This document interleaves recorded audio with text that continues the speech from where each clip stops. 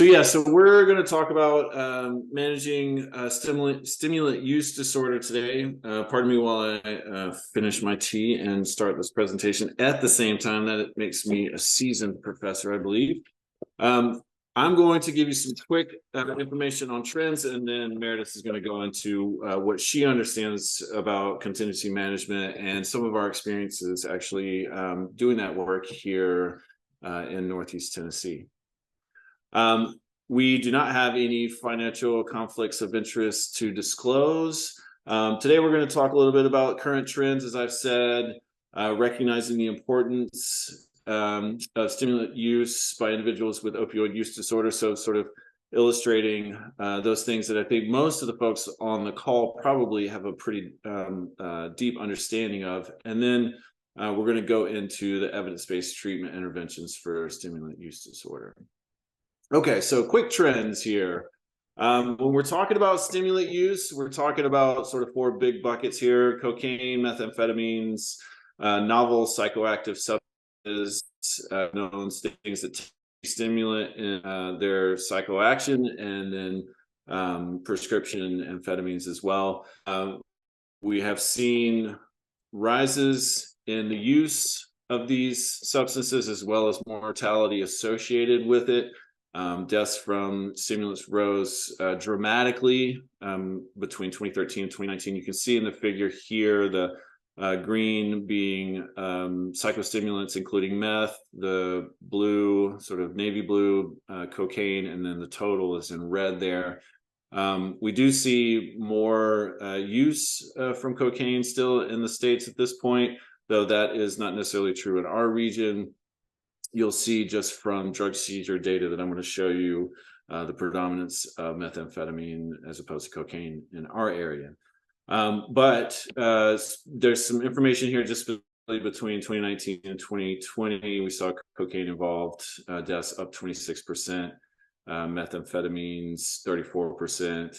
And most of this, as I'll illustrate with this next slide, is likely due to adulteration from substances like fentanyl, and now fentanyl and xylazine as well, sort of compounding the situation.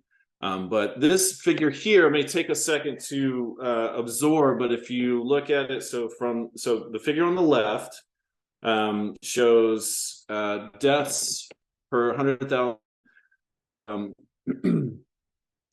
these substances without synthetic opioid, that's specifically fentanyl and its analogs. So you can see cocaine rising steady and outpacing stimulants that include methamphetamine, both of which, though, are moving up. If we switch our view over to the right side, which is the without co-involvement of synthetic opioids, again, fentanyl specifically, we can see that the curves shift, where the stimulants remain in their upward curve and cocaine tends to flatten out. And that shows that the real sort of driver of mortality, specifically for cocaine, is that involvement with fentanyl, that sort of, the speedball, the adulteration of that substance at the dealer level and above. The methamphetamine tends to remain lethal, especially since 2009, when it was no longer made with anything natural whatsoever, and has become quite toxic. So that's what I feel like we know. So I'm not really spending a lot of time on that. I think we all know that it's a thing. If we're clinicians or anyone interacting with the community that might be using substances, we know that methamphetamine, specifically in our region, is a big issue. It's cheaper. There's a lot of it. Heroin is not necessarily a very high quality. If we talk to people at syringe programs, you're more likely to talk to someone who is injecting methamphetamine than you are heroin. So it's about availability and price and potency and all these things combined, right? So what I want to show you is I'm going to show you a little bit of data about drug seizure. And this is just really sort of the best. There are some surveillance efforts that are starting to pick up. There are folks in Nashville that are wanting to do some surveillance around current, sort of drug market trends by taking samples from syringe programs and different things like that. But currently, the interdiction data is really what we have to understand what the move of drugs in our region is. So the Appalachian HIDA, the high intensity drug traffic area, are these sort of shaded counties here. And so I can show you from their report, their 2022 report, which gives us data from 2011 to 2021. You can see here in cocaine had a banner year in 2012. I don't know what was going on. I imagine that there was maybe one specific dealer that brought in a huge shipment and was busted that year. I haven't looked in the news to know what this is, but since 2012 and before it appears cocaine is not really a very prevalent drug in our region. And if you look, you can see, we're just at like what appears to be like 15 million dosage units there. Methamphetamine seizures just continue to go up. There's an appetite for it in this region. And so, it is being seized. It is moving through the region. There's quite a bit of it. And we're still, we're at, around 8 million dosage units. And I keep pointing out the number here just so we can have a sense for sort of how it compares to the other drugs that are being seized. Heroin is a little bit noisier, and I think this is due to fentanyl picking up pace as far as folks actually seeking it out. And you can see here 2020 2021 pandemic era, there was a lot of sort of volatility in the market, but it did sort of dip in 2020 and came back up. And it's about 10 million units. So we're still sort of heroin. There tends to be more heroin seized in this area than methamphetamine by dosage unit. And then, of course, fentanyl. And fentanyl is interesting. I'm going to show you a couple of figures here in just a second, but we're like 45 million dosage units. And the reason that we see that just sort of exponentially higher amount of dosage or doses seized is because of, as we all know, it's a very low volume, high potency drug, right? It doesn't take a lot to be, categorized as a dose of fentanyl. So methamphetamines are by weight the most seized drug category in the region here. 67% by weight are methamphetamine seizures. So there's a ton of it here, literally. There's just a bunch of it around. There is quite a bit of cocaine. It looks like heroin and fentanyl there as well. So, but looking at this, you see this is about to shift, right? Because this is weight. This is just sort of like what is brought in and what is weighed out. But when you look at the doses, you can see that fentanyl is by far the most predominant number of doses in the region because it's so easy to just bring in. So, and then methamphetamine is about 13% by dosage, and heroin. So we are, thinking back to that earlier slide about the sort of mix of stimulants and opioids, or synthetic opioids specifically. We're seeing a lot of that in this region. We have a lot of methamphetamine, and we have enough fentanyl and heroin to go around to mix with that stuff, and it's happening quite a bit. So as we all know, everybody on the call, I feel like just listening to everyone and what agencies they're with knows that this is the case. But I just thought that these figures were interesting, and they're as current really as you can get as far as sort of what's moving through the region. So that's what I have for trends, and I think that I can give it over to Meredith at this point to talk about how we might address it. All right, thanks, Bill. That's awesome. So lots of stimulant use around. Our clients are likely doing this in some amount of frequency. So what is the evidence-based? You can put both up. That's fine. What is the evidence-based treatment for treatment of stimulant usage, or what do we do? So the gold standard, the treatment intervention with the most evidence base, is going to be contingency management. And this is a behavioral intervention. It's based on operant conditioning. So this idea that you are going to give patients specific monetary reinforcement for engaging in a specific behavior. So typically in these research studies, what we're doing is we are specifically reinforcing urine toxicology samples that have an absence of a stimulant present. So each time the client performs the behavior of submission of a urine toxicology test that does not have a stimulant present, they get some amount of money directly given to them. And it's a treatment that's based on some commonly used interventions. So we sort of like a token economy type systems they did back, or they still do actually, with persons with developmental delays and autism spectrum disorder.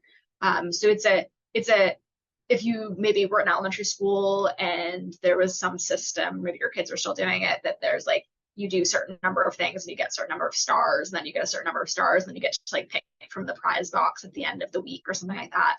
It's that sort of idea where there's this specific behavior that everyone has agreed upon, and each and every time you have a performance of that behavior, you get a immediate reward.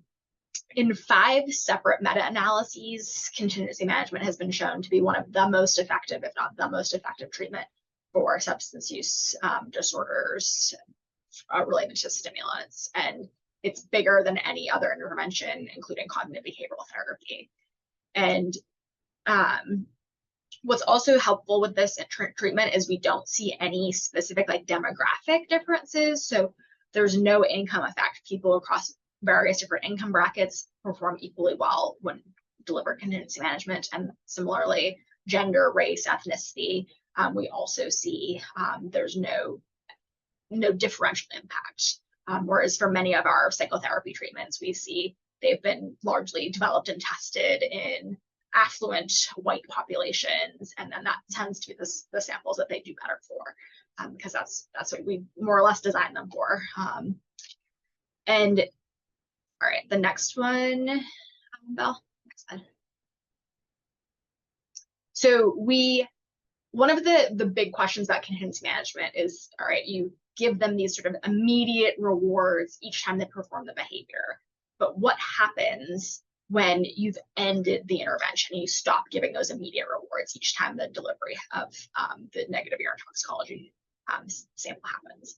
And that's just sort of always been like, this is always kind of a lingering question with contingency management, was like, well, if you just are getting people to change their behavior because they're getting money, they won't maintain it after you stop giving them money.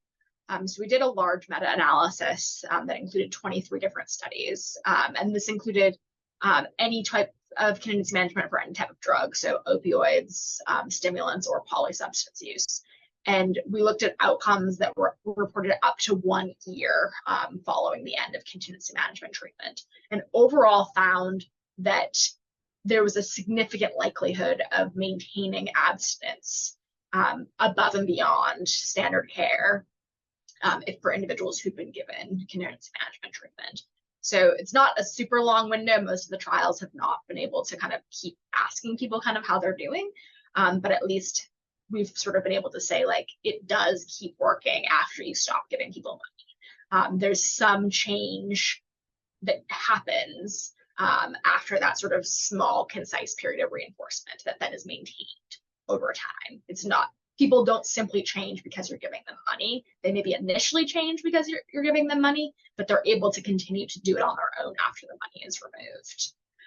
And the comparison here with contingency management wasn't just to like leave them out in the community doing whatever they want. These were compared to some pretty intensive treatments like cognitive behavioral therapy, 12-step facilitation. So it's above and beyond some interventions that we've considered to have pretty high efficacy. So overall, just support for the use of this intervention for changing stimulant use behavior long term. Next slide.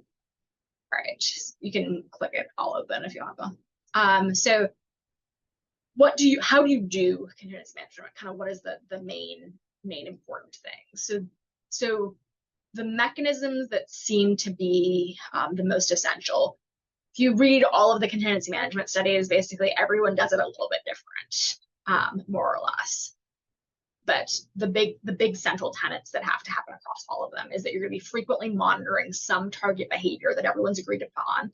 You're going to provide some sort of tangible positive reinforcement each time the behavior occurs, and then you withhold that reinforcement if the behavior doesn't occur, and you sometimes add a slight punisher. So lots of the trials that we do, you kind of if you're consecutive weeks of non-use, you kind of can keep getting more and more money. And then if you then return to use and have a week where you have urine toxicology test that is not negative, you reset. So you kind of have to start over. So you don't get paid that week, and you have to kind of go back to the smaller amounts. So that's usually that kind of small punisher that's in place. That escalation of prizes or money is pretty common across studies, but again, it doesn't happen in all of them. But there's always usually some amount of withholding of the reinforcer. So what are the barriers to doing this? So contingency management probably isn't happening where you're at, although I think I know that the Memphis group is saying that they have a SOAR grant, so they actually maybe have some contingency management happening at their clinic. But largely this isn't happening out day to day kind of in our treatment settings. And a lot of this is because people are kind of worried about this intervention for a bunch of different reasons. There's that the concern I kind of was alluding to earlier, that that people only are changing because you're giving them money, and that when you remove that money, they don't maintain the change. That they should kind of want to do this on their own without being reinforced. There's also the really logistical piece of this costs money and it costs time. So continuously drug testing, continuously checking in, finding all these reinforcements, going to the grocery store and buying gift cards and prizes. That all takes time, and it's not anybody's job, and it's not something that you can bill insurance for. So how are you going to come up with this money, and how are you going to fund a staffing to be able to do it? And then there's also kind of like some like stigmatizing type concerns that will come up, is, that people are gonna, any prizes you give them for their non-use, and they just like go and sell those for drugs. And then there's also sort of like meta level concerns where you're almost undermining a person's internal motivation to change. You're taking away kind of their own ability to realize and become confident in their change, that they kind of will have lingering in their own heads, like, I'm only doing this for the money, like I can't actually do this on my own. And then there's also people that just don't like the idea of giving persons with substance use disorders money at all. So that kind of, those are all numbers of barriers that come into play. Specifically for paying for treatment, yeah, thanks. So the vast number of people who have received contingency management, all of those trials I was showing earlier, they've received the CM treatment from an enrollment in an NIH-funded clinical trial. The VA system also has CM at their sites, and they've been able to effectively treat stimulant use disorder. And they fund that as they use money that's generated from the commissary system, and that money gets, like, the commissary system, they've got like the gift store, mini mart kind of place, and then also the cafeterias usually.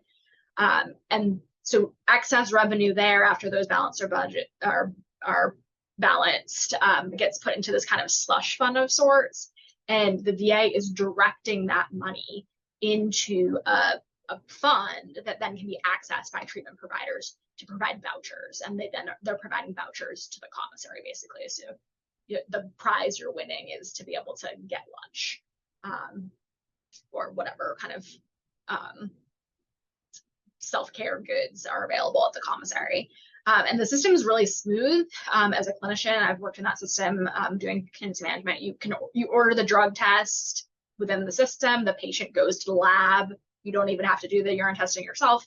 You schedule your appointment a bit later. You just you pop up your EHR. You can read the results sitting with the client, and then you've got your prize box sitting in your office, and they pull their prize, and you draw out the voucher, and they can go purchase their meal before they leave for the day. And patients seem to really like it. Providers seem to really like it. remember doing it once with a person who was unhoused at the time, and he loved it because he would schedule his drug test really early in the morning and then my appointment later. So he would have reason to kind of hang out at the VA all day. And otherwise he would have been on the street because of the place where he was sleeping was not open during the day. So it really allowed him to remove himself from situations where he otherwise would have been around some of his triggers for use. And he did very, very well. The outcomes in these kind of real world settings seem to be comparable to what's been seen in the clinical trials, but we don't know. It's really not been tested very much in real world settings. The reason for why contingency management isn't funded by health insurance is because of some of the interpretations of Medicare kickback laws. So under federal law, incentives can be considered kickbacks or inducements if they exceed a certain amount of monetary value that's considered a nominal amount. So the annual limit on incentives is set at $75. And these laws are to prevent fraud, waste, abuse of Medicare or Medicaid services. So you don't want to be like, hey, come to my treatment clinic, I'll give you money, basically, is what they're trying to prevent. And they are trying to, so that's sort of been the interpretation, basically, is like, we can't do contingency management because we violate these kickback laws if we're giving people money for treatment out to come to treatment, basically. But contingency management shouldn't apply to these laws. And there's been some advisory opinions released by the Department of Health and Human Services Office of the Inspector General. And the Inspector General has basically said, yeah, CM is like a specific rigorous treatment. It's not kickbacks, it's a treatment. It doesn't violate these laws, but everyone's still sort of afraid to go for it because you don't want to be in Medicare trouble. Like, that's not a good place for your clinic to be at. California, they had a Senate bill that tried to work through that was going to specifically allow contingency management at the state level. And that bill did not fully get executed. They have some pilot ways that they're trying to do contingency management within the Medi-Cal system, but it wasn't like the full green light that everyone was hoping for. The hope was if California could do it, then all the other states would be like, hey, California did it, we can do it too. But California wasn't able to quite fully get it done. So we're still sort of waiting. There's people that are in higher up positions than me that are lobbying and trying to work with the government at the federal level and state levels to try to get contingency management funded, but we're not there yet. Okay, next slide. So why should we keep trying to push for this, basically, is the idea that this is still the system of care that has the most evidence base for changing stimulant use disorder, and we shouldn't withhold effective interventions from patients. It also has societal level benefits potentially if we can figure out something that could help with the treatment of methamphetamine, but there's significant amounts of resistance. Do next slide. All right. So we had a pilot study that's just about to end. We have one person in follow. We're still about to get to their final follow-up. So we had a small pilot study. It was, I think, patients could get about like between like $300 and $400 if they were able to be abstinent over the full course of treatment. So it was not a large amount of money. It was a pretty modest sum. And we were recruiting these patients from the ETSU Addiction Medicine Clinic.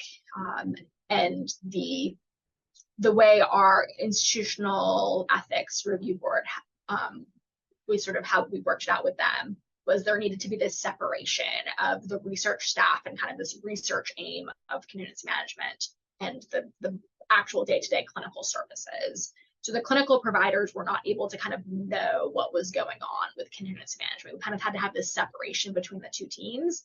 And the idea that there was to protect the patients. They didn't want their medical providers, the people that were providing them their Suboxone medications and such, to I guess somehow penalize them for not like going all in on their treatment of their methamphetamine. On a personal level, that's not something I was concerned about, but that is a human subject's concern. So what we did was we had, so the population of the addiction medicine clinic at the time that we were recruiting, there was 67 patients, and of those, 34 of them had a stimulant use disorder on their chart, and so theoretically would have qualified for our study.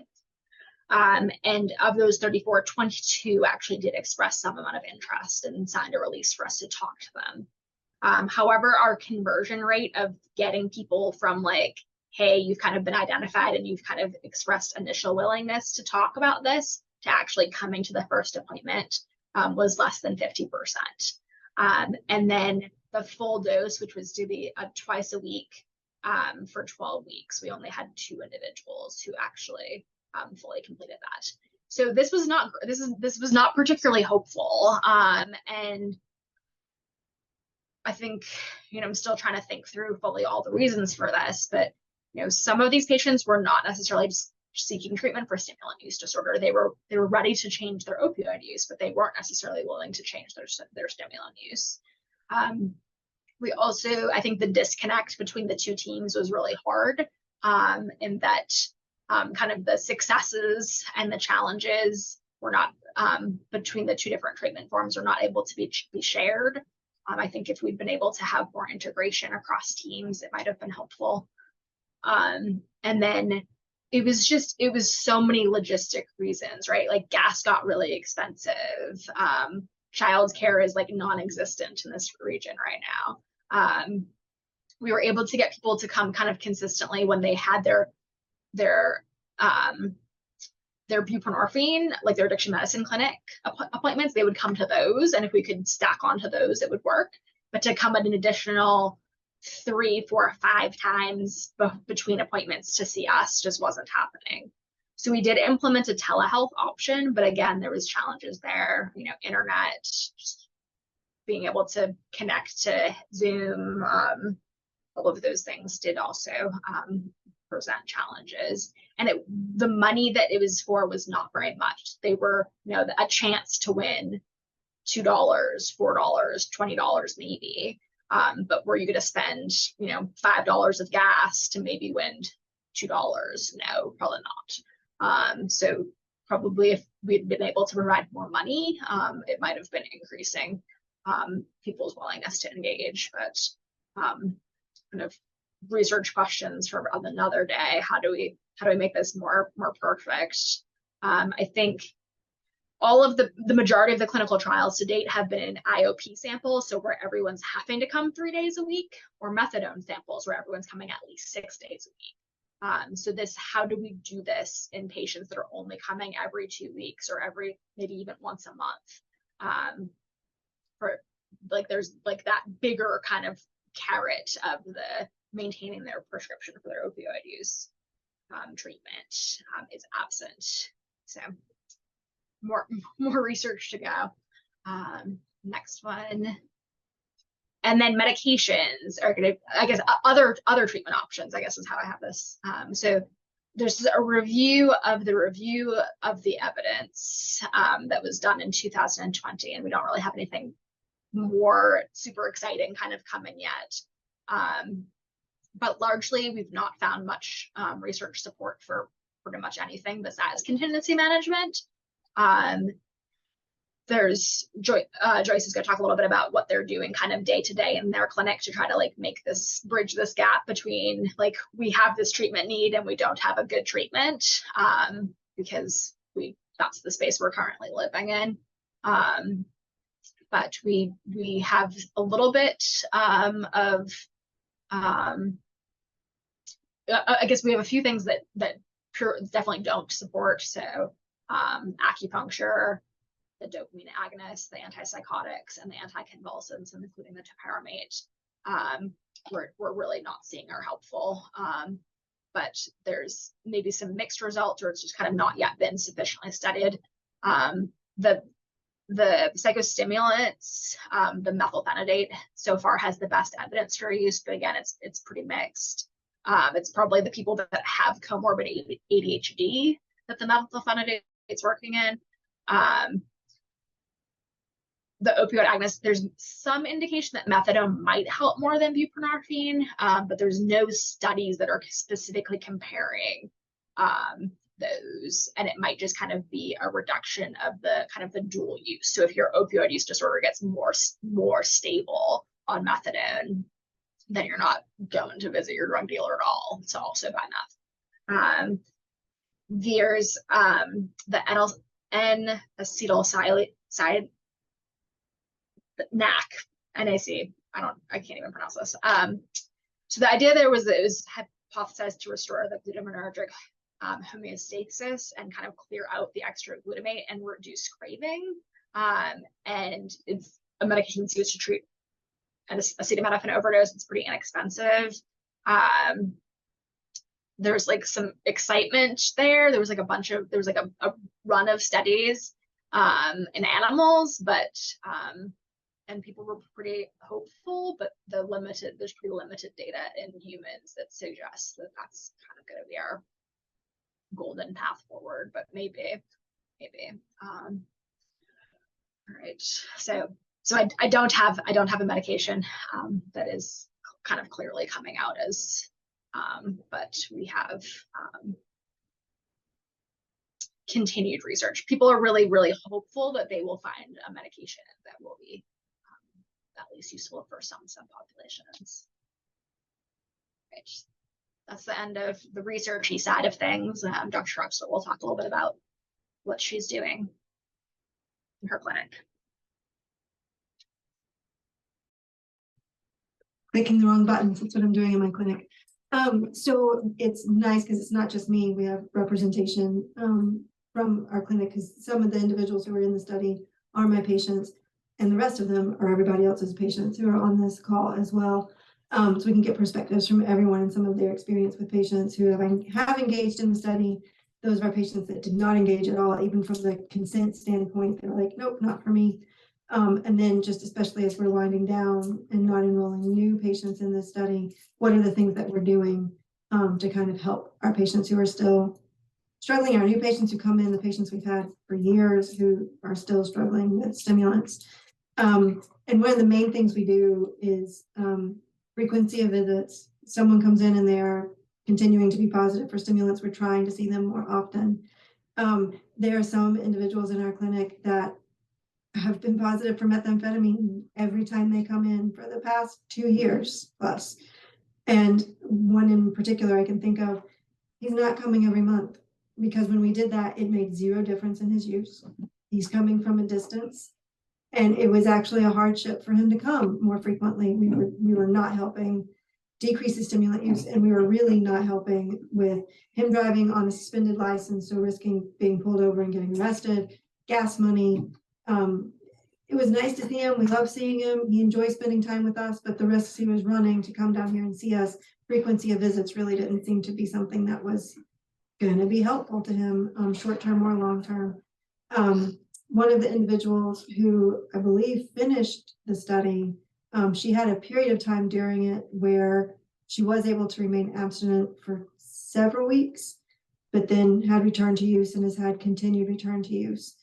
And one of the things that I don't know that we measured with the study was, did we have reduction in use? So a positive is a positive. It doesn't tell me how often or how much, but in speaking with patients, we did have some reduction in use. And particularly that patient, she had reduction in use and has managed that reduction in use. She's very frustrated because she can't get to the 0 place, which is where she really wants to get.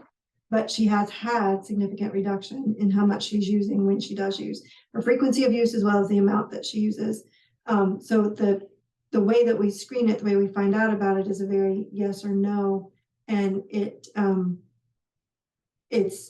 of those things that, was it something, Meredith, you just put up, we do have frequency data in addiction to toxicology. Can you speak on that a little bit? Yeah, so we asked them, like, every single Okay. appointment, we would ask them about, like, I think it was like 5 or 6 drugs, like how much you'd use each day since the Okay. last time you came in. So we do have that. And that is one of the criticisms of contingency management, is it's this very like US old school, like abstinence. And we are really moving more and more towards harm reduction models in practice. And how do we get contingency management to better fit with those harm reduction models? Because the drug tests we do that can quantify, the quantitative tests are really, really expensive. Like, you're not going to be able to do that every day. So how can we objectively verify changes in frequency without kind of requiring this absolute abstinence? Yeah, good. Because that is, if anything, that's probably what I saw more. And that seems to be the direction that we take in clinic anyways, the more often that we have contact with you. And one of the ways in which we increase contact isn't necessarily bringing them into clinic, but we make certain that they have more connection. We're reaching out more frequently, utilizing case management and peer services, as well as offering telehealth, behavioral health visits as well, just so we're decreasing some of the barriers to access that. So it's really about increasing connection to these individuals. And then also identifying any underlying diagnoses like ADD, ADHD, and treating the underlying. And so that is a place where I have seen some improvement in adherence to treatment and being able to make and sustain changes, is for those individuals who have difficulty focusing and remembering, as we address that underlying issue. And we do see improvement in their ability to participate in and apply the things that they're learning from their behavioral health interactions, and doing something with it. So depression, anxiety, PTSD, bipolar, identifying, addressing, and treating those underlying conditions does seem to make a difference. But again, it's interesting what you were saying, Meredith, about the buprenorphine and methadone, and potentially optimizing that may have some impact on stimulant use, because one of the common themes that we see is someone doesn't have access, something's happened, it's been stolen, they had to use extra, something happened with the prescription, something happened at the pharmacy, their appointment had to be missed or changed, and it's bridging that gap. They're using stimulants to my last dose until I get back into clinic. It is universal. I'm like, is this just what you tell us to make us feel like you're doing better, or is this really, really what's happening? It's like, I did so well. It's like 2 weeks between visits, and then like 2 days ago, I used meth. It is consistently just a few days within their appointment time that a return to use has happened, and they have this like 10 beautiful days of not using. So, which is frustrating, because they're like, if I come in 3 days ago, I would have had the drug screen that I want to give you. And then we just encourage them that that's not all we're basing our assessment of them on. One of the ones who completed the study, she has custody of her kids. She's had that threatened at least twice during the time we've cared for her. I had to go to her custody issues, all of that because of substance use, stimulant related. She now has custody back of her children. She has a job. She's had a job, quit that job, and got a better paying job. She was coaching her kids' basketball team. Like, she's engaged in her life, and she's engaged in her children's life.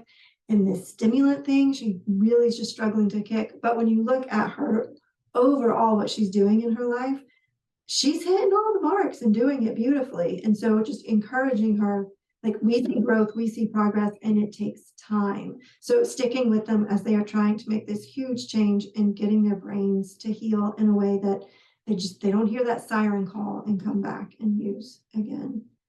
So other reflections from the room?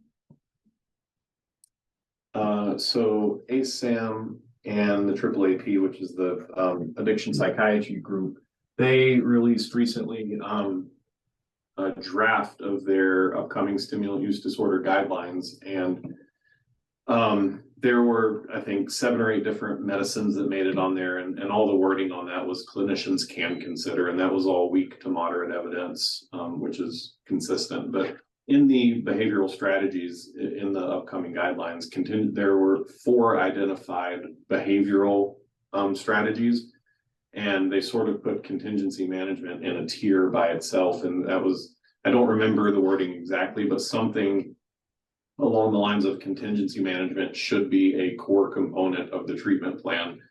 The other identified modalities were CBT, community reinforcement, and the matrix model, which is not one that I'm familiar with. But all of those were sort of put on a lower tier, and the wording for the recommendation was not as strong on those as well. So even with the upcoming guidelines, which hopefully is one thing that may help guide policy as well, because as the evidence builds and builds, but it's still not out there in any formal guidelines, it's a little bit harder to convince payers and legislatures, etc. But as it works its way into the guidelines and becomes a more consistent recommendation, hopefully that will have some benefit.